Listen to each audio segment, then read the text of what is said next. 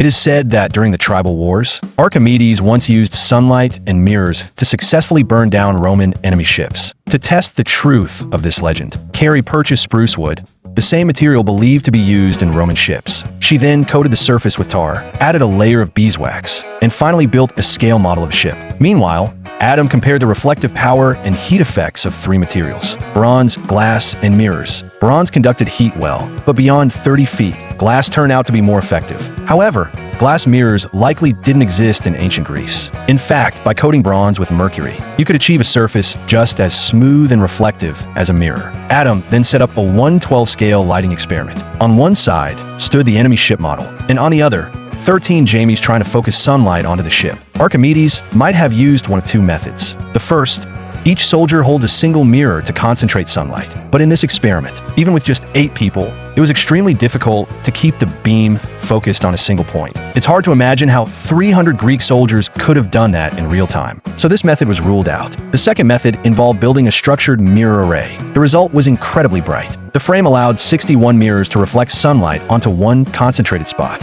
After 4 hours of intense effort, the team finally assembled all 300 mirrors. According to the legend, Archimedes used mirrors to attack enemy ships from a distance no more than a single arrow's flight from the city walls of Syracuse. The giant mirror rig was successfully raised to test the heat of the focused sunlight. Jamie, wearing a fireproof suit, stepped aboard the ship himself.